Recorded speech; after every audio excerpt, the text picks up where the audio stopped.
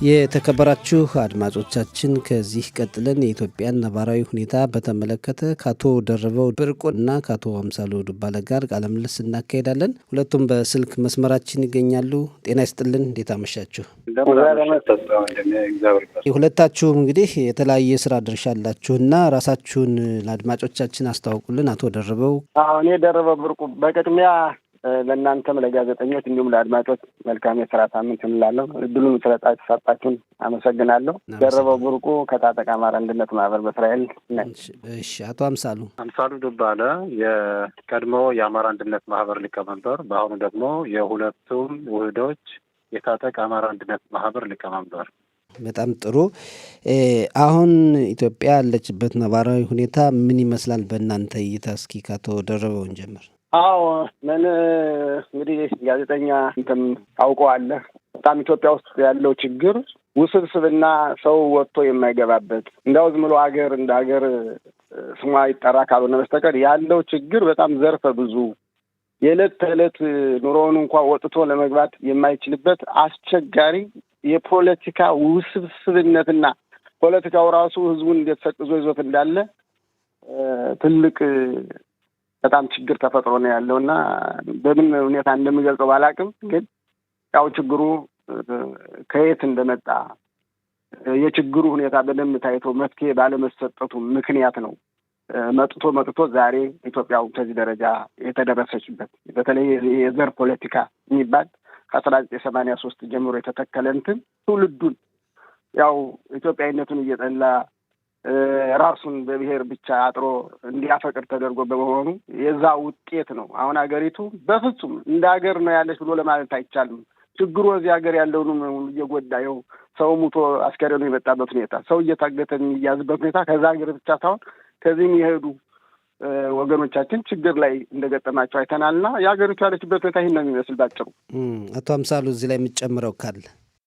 መልካም። እኔ እንግዲህ የምጨምራቸው ነገሮች ከወንድም ደርቦ ቀጥሎ ያው አብዛኛውን ጠቅሶታል። ግን ይህ የመጣው ከ83 ዓመተ ምህረት ብለን እንጀምር እንጂ አንድ ትውልድ ጠፍቷል በቃ ማለት ይቻላል።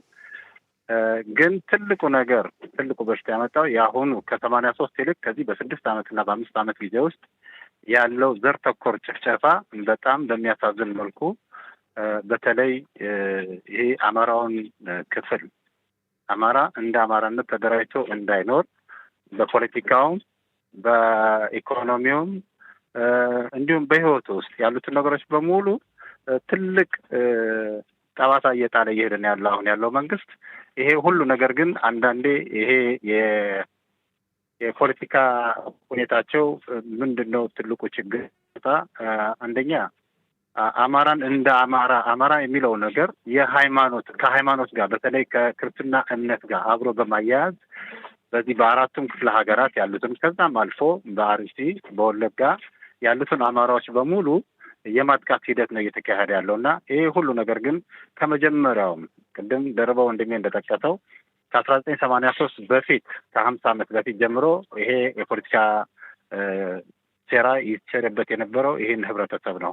አሁን ያለበት ሁኔታም ደግሞ የምታውቁት ነው። እንግዲህ በረሃብ ችግር ላይ ነው ያለው። እዚህ ላይ አሁን እናንተ ያነሳችሁት ምናልባት እዚሁ ናችሁ የአማራ አካባቢን እንቅስቃሴ የምትከታተሉ ከሆነ ያው በዛ ልናየው እንችላለን እንጂ እንደሚነገረው በኢትዮጵያ በአማራ ክልል ብቻ ሳይሆን በትግራይም በራሱ በኦሮሚያም በሌሎች አካባቢዎችም ችግሮች እንዳሉ ነው እና እኒህ አይነት ነገሮችን በዓለም ላይ ያሉ ኢትዮጵያም ውስጥ ያሉ ራሳቸው ኢትዮጵያውያን እዛው ያሉት ለምንድን ነው ለመፍታት ችግሮችን ለመቅረፍ በራሳቸው መንገድ ብዙም አይንቀሳቀሱት? ኦኬ፣ ይህንን ስንል በጋራ ሆኖ ለመፍታት አንደኛ መድረኩ ክፍት መሆን አለበት። እዚህ ልክ እኛ ባለንበት አገር አይነት ዲሞክራሲያዊ አካሄድ የለም። እዛ ጋር ያለው ትልቁ ችግር ምንድን ነው? የበላይነትን ማሳየት፣ የአንድ ብሔር የበላይነትን ለማሳየት የሚካሄድበት መንገድ ነው። አንዱን ብሔር ማንኳሰስ፣ አንዱን ብሔር ማጀገን አይነት ነገር ነው እና በእርግጥ ኢትዮጵያ ያለችበት ውጥንቅጥ ሁኔታ ያው የምንሰማው ነው በየሚዲያው ወጥቶ መግባት የማይቻልበት። አሁን ትልቁ መለያ የሆነው በቃ ማፍተን፣ ማገት፣ ገንዘብ መጠየቅ ነው። በቃ ሌላ ነገር የለውም። ገንዘቡንም ሲከፈልም ደግሞ ህይወት አይመጣም። ህይወት እንደ ቅርጫ ስጋ በሳኬት እየተደረገ የሚሰጥበት ደረጃ አገር ላይ እንደደረስ ነው። ይሄንም ለዚህ ምስክርም ደግሞ እኛ ጋርም ደርሶብናል።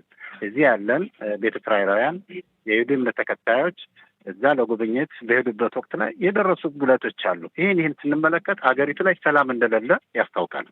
ይህን ነው ማለት እንችል ያለው ነገር ሁሉም ጋር ድርሻው አለ። አሁን እኔ አጠቃላይ ግን እንደ አጠቃላይ በጣም ትልቅ ክፍተት አለበት ብዬ የማስበው አንድ ብሔር ተኮር ጥቃት አለ።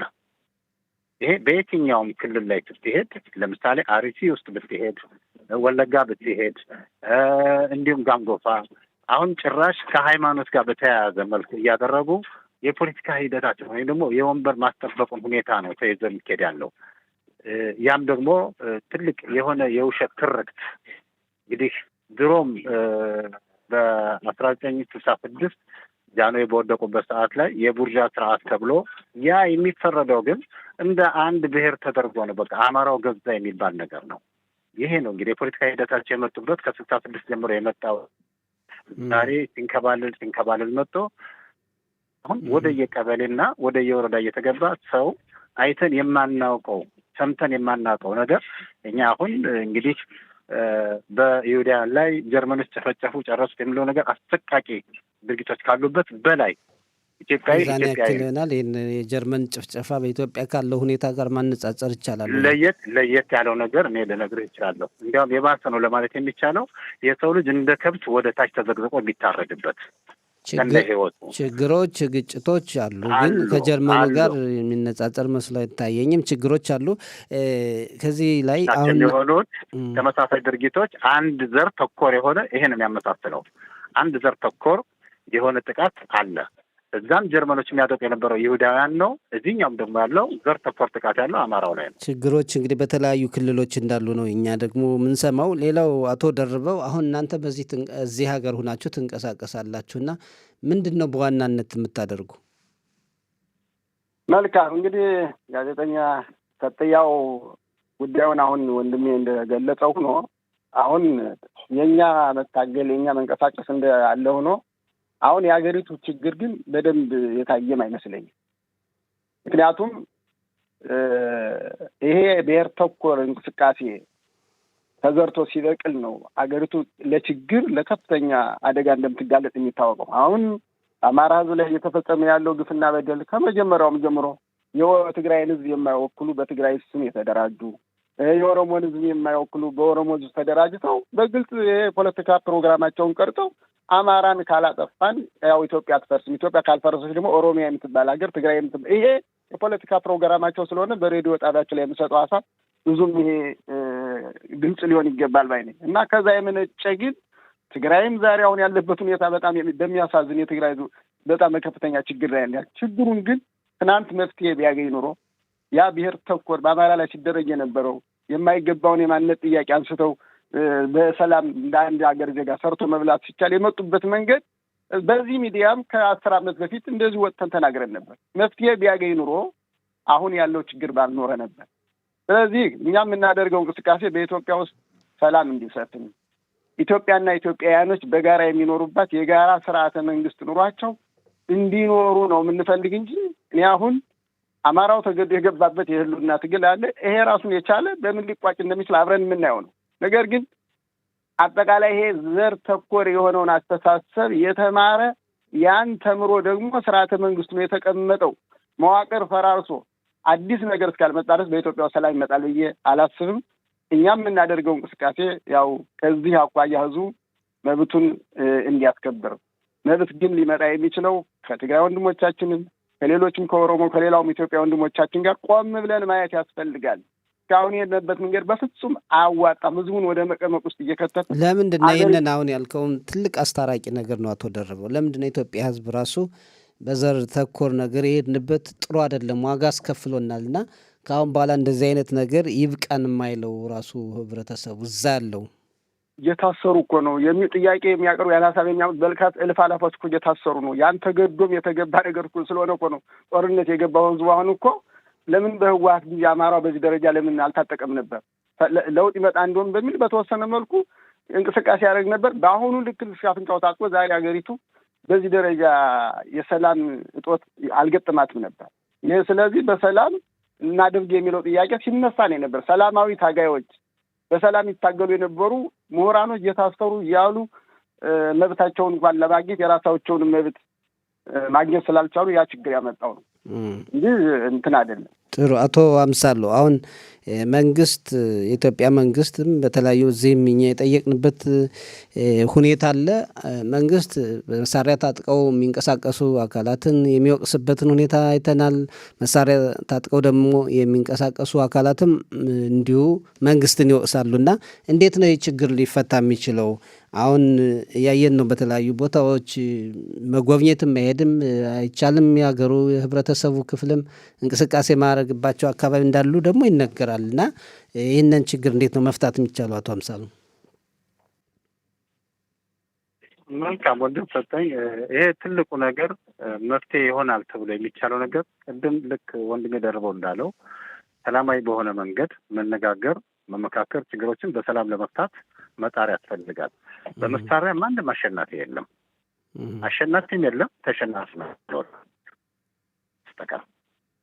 ስለዚህ ይሄ የሚታየው ደግሞ የጎሬላ ጦርነት አሸናፊነትን አገኛለሁ ብለህ ረዥም ጊዜ ማሸነፍ ሊመጣ ይችላል፣ መሸነፍን ሊመጣ ይችላል። ግን በጣም ብዙ ህዝብ ሊያልቅ ይችላል። እንደኔ ግን አምኖ መንግስት ራሱ የዚህን ህብረተሰብ መብትና ግዴታውን መጠየቅ የሚገባውን ጥያቄዎችን ለመፍታት አብሮ መነጋገርና መመካከር ያስፈልገዋል።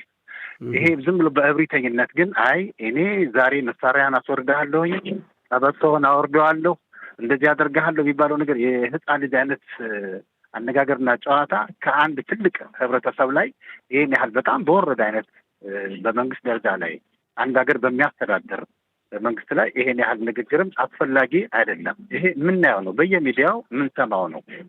ራሱ ከጠቅላይ ሚኒስትሩም የምንሰማቸው ንግግሮች አሉ፣ ከኢታማጆር ሹማቸው የምንሰማቸው ንግግሮች አሉ። እያንዳንዱ በጉልበት የሚደረግ ነገር በፍጹም ኢትዮጵያ ውስጥ በጉልበት ማሸነፍ አይቻልም። መነጋገር ካስፈለገ አሁን ያለንበት 21ኛው ዓለም ላይ በመነጋገር መተማመን፣ የሚያስፈልጉትን ችግሮች በጋራ መፍታት ያስፈልጋል። ያ ነገር የማይሆን ካልሆነ ግን ያው ሁላችንም እየተላለቅን መሄድ ነው። መነጋገር ቢኖር እና የሀገሪቱ ህዝብ ራሱ ለመፍታት ጥረት ቢያደርግ ጥሩ ነው። አሁን የእናንተን እንቅስቃሴ ደግሞ አብራሩልን። አሁን ምንድን ነው፣ ምን አይነት መልእክት ነው ማስተላለፍ የምትፈልጉት ለህብረተሰቡ? አቶ ደርበው። እኛ እንግዲህ ያው መልእክት የምናስተላልፈው አሁን ለህብረተሰቡ ኢትዮጵያውን ያው ያለችበት ሁኔታ ግልጽ ነው። ህዝቡም ያው ስለሚያውቅ ማለት ነው። እንደ አማራ ደግሞ የአማራ ማህበረሰብ ደግሞ ያው በጦርነትም በሌላ መልኩም አሁን ቅድም ስንለው የነበረው ጦርነት ብቻ አይደለም፣ ከተማን ለማስዋብ በሚል ራሱ ከአዲስ አበባ እንኳ ወደ 500,000 ሰው ተፈናቅሎ ያለበት ሁኔታ ነው። ከኦሮሚያ ምድር ንጹሐኖች ሁሉ ተፈናቅለው በመጠለያ በከፍተኛ ችግር ያሉበት ሁኔታ ነው ያለ። እነሱንም በማሰብ ይህ ነገር ለውጥ ሊመጣ የሚችለው ለዚህ ችግር እንዴት ነው የተዳረጉ መፍትሄው ራሱ እንዲመጣ ማህበረሰቡ የዛ አካል ቢሆን ዝም ብሎ አንዱን መደገፍ አንዱን መቃወም አያገባንም ብሎ እንትን ማለት እንደሚያገባን ይኸው ሰዎቻችን የታገቱ ሰዎቻችን የሞቱበት ሁኔታ ነው ያለ። የኢትዮጵያ ጉዳይ ከኢትዮጵያ ለመጣን በጣም ያገባናል። ምክንያቱም ችግሩ በቀጥታም በተዘዋዋሪም ስለሚነካን ማለት ነው። ከሌላ ሀገር ቢሆን ኑሮ እኮ ይህን ያህል መነጋገርም አንችልም ነበር። ስለዚህ ችግሩን ዝም ብሎ ከመፍራት ይልቅ ለመፍትሄው እኛ ከዛ ሀገር ነው የመጣን። አብዛኛውም እንዲያውም እዚህ ሀገር ያለ ነው ጋዜጠኛ ሰጠኝ ከትግራይና ከአማራ ክልል ነው የመጣን። ግን የትግራይም የአማራም ክልል የምንለው ኢትዮጵያ እንደ ኢትዮጵያ በሽታዋ ፈውስ ካላገኘ አንዱ ወገን ብቻ አግኝቶ የሚመጣ መድኃኒት አለ ብዬ ነው ያላሰብኩት። በዛ ደረጃ ማሰብ የሀሳቤ እንዲመጣ ግን ሁሉም ከአካባቢው አስተሳሰቡ ወጣ ብሎ ማን የበደለ ማን የተበደለ አማራ ሳይሆን የሚያደርገው ትግል ከምን ተነስቶ ነው ቢባል ተገዶ የገባበት ነገር እንጂ የትግራይ ሕዝብ ጥላቻ ኑሮት እንዳልሆነ የኦሮሞ ሕዝብ ጥላቻ ኑሮት እንዳልሆነ ከምንም በላይ በኢትዮጵያዊነት አመለካከቱና የጸና አቋሙ ነው አማራ እንዲጎዳ በዚህ ደረጃ እንዲጠቃም የተደረገው። ስለዚህ እኛ የምንናገረው የኢትዮጵያን ችግር እንፍታ ካልን ይህንን በዛ ደረጃ አስቦ ሕዝቡ የሚችለውን ነገር ማድረግ። በዚህ ሀገር ኤምባሲ አለ። ኤምባሲው እንዲያው ዝም ብሎ ሀገሪቱ ሰላም እንደሆነች ብዙ ነገር በዲፕሎማሲ ስራ ሲሰራ ያለ ያነ እውነቱ አይደለም። ኢትዮጵያ ሰላሟ ካልሰፈነ መንግስትም ጸንቶ ሊዘልቅ አይችልም። ስለዚህ የእስራኤል ሀገር ህዝብና መንግስትም ኢትዮጵያ ላይ ያለውን ነገር በጥንቃቄ ቢያየው በጣም ሀገሪቱ ከፈረሰች በኋላ ነገ ለእስራኤልም ወዳጅ ምንም እንኳ ያው በአንዳንድ ነገር እኛም ቅሬታ እስካሁን አለን። እውነት ለመናገር እስራኤል በምታደርገው እንትን ከድምፀ ተአቅቦ ውጭ ሙሉ ድጋፏን ባለመስጠቷ ኢትዮጵያ እንቆጫለን።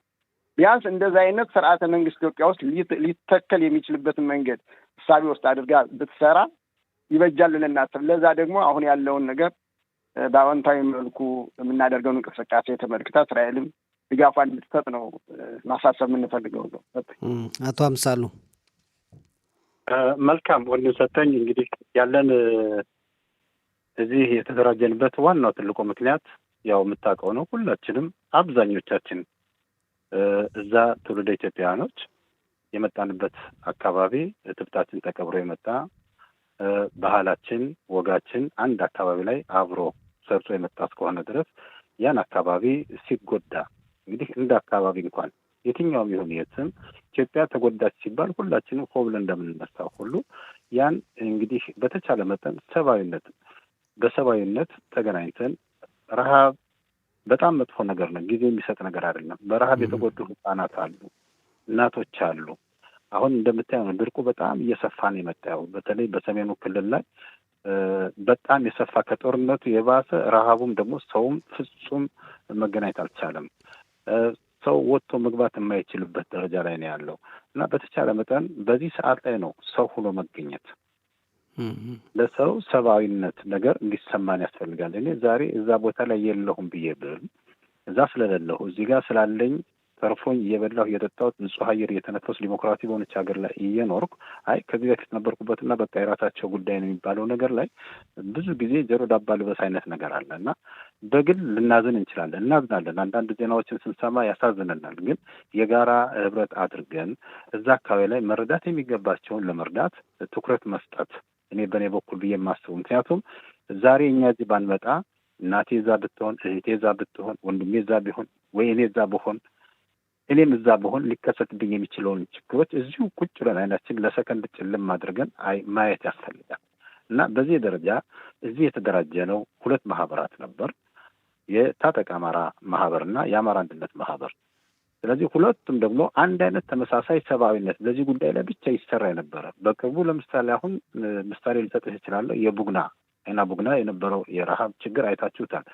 እናት ጡቷ ደርቆ አጥንቱ የወጣ ህጻን ልጅ ጡቷን እየመጠመጠ በተቀመጠ ብዙ አይነት አሰቃቂ ፎቶዎችን እያየን ቁጭ ለማየት ስላልቻል ተባብረን ይህን ነገር አቅማችን የምችለውን ነገር ጋን በጠጠር ይደገፋል አይነት ነገር ነው እና ችግሮችን በሙሉ እንቀርፋለን ባይሆንም ቢያንስ የተቻለ ነገር ህሊናችን በቃ ሰላም እንዲያገኝ የተወሰነች ነገር አደረግን ብለን ለማድረግ በዚህ በተሰባሰበው 2 ማህበር ወደ አንድ መጥተዋል። አንድ አይነት አሰራር ነው የሚሰራ ያለው። ህጋዊ ማህበሮች ናቸው። ማህበሩ ሁለቱንም ስም አቀናጅቶ ታጠቅ አማራ አንድነት ማህበር ተብሎ ተጠርቷል። ከዚህ በፊት ታጠቅ አማራ ማህበርና አማራ አንድነት ማህበር ወደ ታጠቅ አማራ አንድነት ማህበር ተብሎ ተሰይሞ የራሱ የሆነ ስራ አስፈጻሚ ያለው ህጋዊ አሰራር ያለበት ህጋዊ የሆነ ማህበር ነው። ህብረተሰቡ በተቻለው አቅም በልዩ ድጋፍ የሚሆኑ በወራዊ መዋጮ በዚህ ደረጃ ላይ ለዚህ ሰብአዊነት ቢሰባሰብ መልካምነት አለው ብዬ አምናለሁ። ምክንያቱም ይሄ አሁን አንዳንድ አደረጃጀቶች አሉ፣ በግሩፕ በሰፈር በመንደር እንዲህ አይነት አሰራሮችን ትተን ወደ አንድ ተሰባስበን እስራኤል ሀገር ላይ ያሉ ኢትዮጵያኖች እኔ አንድ ምሳሌ ልሰጥህ እችላለሁ። አይና ቡግና ላይ ስንልክ እስራኤል ሀገር ብለን ነው እኛ የላክነው። እስራኤል ሀገር ላይ የሚገኙ አማራዎች ብለን ነው የጻፍነው እንጂ የአማራ አንድነት ማህበርን ለን አይደለም። ምክንያቱም የአማራ አንድነት ማህበርን ለምንጽፍ ሌላ ብሎ ለየት ያለ ነገር። ስለዚህ ሁሉንም አጠቃሉ እስራኤል ሀገር ላይ ላለ ብለን ነው የጻፍነው። ምክንያቱም አንድ ሰው ሰጠኝ ለምሰራው ስራ እኔም አብሬ ባልኖርበትም የኔ ስም አብሮ እስከተጠራ ድረስ በዚህ ማህበር ላይ መጠቃለሉና አብሮ መስራቱ የጋራ ስራ ሊሆን ይገባል። መልካም ነው። እንደዛ ከሆነ አሁን የተለያዩ ድርጅቶችን አንድ ማምጣት ከቻላችሁ ለምን የትግራይ አካባቢን እንቅስቃሴም ያደርጓሉና እነሱ ጋርስ የመነጋገርና አብሮ የመስራት ሁኔታ ሌላው ዓለምም እንደዚህ በተለያዩ ነገሮች የሚንቀሳቀሱ አካላት አሉና ቅድም ያላችሁት አለ በመነጋገር የኢትዮጵያን ችግር ንፍታ ለምን ዓለም አቀፍ እንቅስቃሴ አይሆንም በእናንተም በሌሎችም ገፋፊነት? መልካም እንግዲህ የማህበራት አደረጃጀት የተለያየ የራሳቸው የሆነ ዓላማ ይኖራቸዋል። ፖለቲካሊ አደረጃጀት የሚደራጁ አሉ፣ ሰብአዊነት አደረጃጀት የሚደራጁ አሉ። ስለዚህ በፖለቲካ ዓለም ውስጥ ገብተን እኛ ስለ ኢትዮጵያ ፖለቲካ ገብተን ይሄ ነው ያ ነው ልንለው የምንችለው ነገር የለም። ግን ሰው መበደል የለበትም፣ ሰው መገደል የለበትም። ሰው ያለ ፍርዱ እንደ ወጥቶ መግባት አለበት። ዲሞክራሲያዊ የሆነ መብት መኖር አለበት ሰው በመሆኑ ብቻ። እኔ አሁን እዚህ ጋር መናገር የምችለው ሰው በመሆኑ ብቻ። ግን አብዛኛው አሁን እየተከሰተ ያለው ዘር ተኮር ጭፍጨፋ ግን ሊቆም ይገባል ነው የምለው። ስለዚህ ይህን ነገር አምነውበት በዚህ ማህበር ዓላማ ውስጥ መምጣት የሚችል ሰው ካለ ዌልካም። ጥሩ ማጠቃለያ አቶ ደርበው። አዎ አሁን ሰጠው ሀሳብ ላይ እውነት ለመናገር እንግዲህ እኛ እንደ ታጠቅ አማራ አንድነት ማህበር በእስራኤል ሁለቱ ማህበራት ወደ አንድ ሲመጡ እሳቢያችን በጣም ትልቅ ነው። ወደ ተቋም መቀየር ነው እሳቢያችን። እንዳልከው ትግራይ ውስጥም ልክ እንደ አማራ ከፍተኛ ችግር እንዳለ ይታወቃል። ይሄ ሀሳብ ሲመጣ የትግራይ ወንድሞቻችን እህቶቻችን ከዚህ ካሉ እንዳሉ እናውቃለን። ከዚህ በፊት ስናረግ የነበረው ነገር ትክክል እንዳልሆነ፣ ለህዝባችን የሚጠቅም ነገር እንዳልሆነ አይተውታል እነሱ። ስለዚህ ቢያንስ ማወያየት የሚቻል ከሆነ ለሚዲያ እድል ብንሰጥ፣ እናንተ በዚህ ላይ ብትገቡ፣ ሰብአዊነት እስከሆነ ድረስ እኛ እውነት አቅም ካገኘን ትግራይ ላለችን ረሀብተኛ የማንረዳበት ምክንያት ሊኖር አይችልም። አሁን ግን ብለን እናድርግ ብንል አገባችሁም የሚባል ፖለቲካ ያመጣው ችግር በጣም ትልቅ እናንተ ምን አግብቷቸው የሚል ነገርም ስላለ ወደ አማራው ደግሞ ስንመጣ አማራው ለምን ተገዶ እዚህ ነገር እንደገባ ያው ይህ ስርዓት ሲመጣ እንደ ማንም እንደሚያውቀው እንግዲህ ኢትዮጵያ የዜግነት ፖለቲካ ይመጣል ብለን ደስ ብሎን እንደመር ብለን ሁሉ ድጋፍ የወጣንበት ጊዜ ሁሉ ነበረ። ቢያንስ የዘር ፖለቲካው ይጠፋል ብለን። በኋላ ግን የመጣው ነገር ያው እዛው ተኮትኩተው ያደጉ ከመሆናቸው አንጻር የባሰ ነው የመጣ እና ልል የምችለው የምናደርገው ገዛ የምናደርገው የወደፊት ህልም ይኖረናል ካለ ሲሆን ችግሩ ተቀርፎ ኢትዮጵያውያን በሰላም ይኖርባት ሀገሩና እኛም የተዳከመ የተጎሳቆለውን ህዝብ መርዳት እንጂ አማራ ብቻ ሊወሰን የሚችል ነገር አይመስለኝም።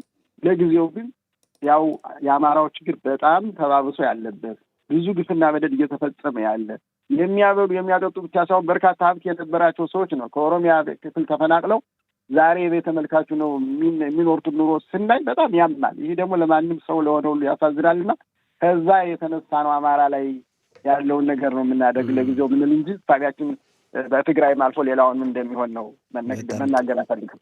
በጣም ጥሩ አቶ አምሳሉ ባጭሩ ማጠቃለያ። መልካም። እኔ እንግዲህ ማለት የሚችለው ነገር የተደራጀንበት ይህን ዓላማችን ሰና የሆነ ዓላማ ነው። ከዚህ በፊት ምናልባት ማህበራት ይመሰረታሉ፣ ይፈርሳሉ፣ እንዲህ አይነት ነገሮች ነበሩ በእስራኤል ሀገር ላይ። ዛሬ ግን አንድ ጠንካራ ተቋም ይህንን ሁላችንም መጠን በአንድ ላይ የጋራ ቤት መመስረት አለብን። እስራኤል ሀገር ያለን እስራኤላውያን በሙሉ እንዲሁም እስራኤልን ደጋፊዎች በእስራኤል ሀገር ላይ የምትኖሩ በሙሉ በዚህ ማህበር ላይ በታጠቅ አማራ አንድነት ማህበር ውስጥ ሕግና ደንቡን አክብራችሁ ዓላማውን ተገንዝባችሁ እኛ ጋር መጣችሁ አብረን የጋራ ስራ እንድንሰራ በማለት ይህን ለማስተላለፍ የምወደው። ሌላው እንግዲህ እዚህ ቦታ ላይ ቀደም ሲል ሁለቱም ማህበራት ይጠቀሙበት የነበሩት ስሞችም ሆነ አርማቸው ከተቀላቀሉ በኋላ ውድቅ የሆነ ስለሆነ በዚህ አይነት አደረጃጀት እንደራጃለን የሚል ካለ ከወዲሁ ጥንቃቄ ቢወስድ የተሻለ ይሆናል። ሁለቱም አደረጃጀቶች ወደ አንድ መጥተው ህጋዊነታቸውን አረጋግጠው እንግዲህ መንገዱ ተጀምሯል ማለት ነው። ስለዚህ ይህ ማህበር ዓለም አቀፍ ማህበር ነው። ከዓለም አቀፍ ማህበራት ጋር ሰብአዊ መብት ሰጪዎች ጋር እነሱ ጋር እየሰራንበት ነው ያለ ነው። ሌላው መንገር የምፈልገው ነገር ያው እንግዲህ ብዙም ባላበዛው ብዙም ነገሮች ተነግረዋልኝ፣ ግን አንድ ነገር መነገር ያለበትኝ ቢያንስ ባጭሯ በተለይ አሁን ደርብ ወንድም የተናገረው ላይ በአማራ ክልል ላይ በተለይ አሁን እየተደረገ ያለውን ነገር ምናልባት እናንተም ከሚዲያ አንጻር ሰምታችሁት ሊሆን ይችላል። 4 ክፍለ ሀገሮች አሉ። 4ቱም ክፍለ ሀገር ጎጃም፣ ጎንደር፣ ወሎ፣ ሸዋ የቀረን 2 ደቂቃ ነው። ባጭሩ ብዬ ነበር ማጠቃለያው። ኦኬ እሺ፣ ቴንኪው። ሌላ ጊዜ እንግዲህ ስንገናኝ ሌላ ጊዜ በሰፊው ሌሎችንም ትግራይ አካባቢ የሚንቀሳቀሱትንም እንዲሁም የኢትዮጵያን ኤምባሲ ስላለው ተጨባጭ ሁኔታ እንጠይቃለን። አቶ ደርበው ብርቁና አቶ አምሳሉ ዱባለ በጣም ነው የምናመሰግን። መልካም ሳምንት እንመኝላቸዋለን። እኛም እናመሰግናለን። እግዚአብሔር ሌላ ጊዜ ሰጥተን በሰፊው ደግሞ በሌላ ርዕሰ ጉዳዮች እንወያያለን። መልካም ምሽት። እግዚአብሔር እናመሰግናለን። ቻው ቻው።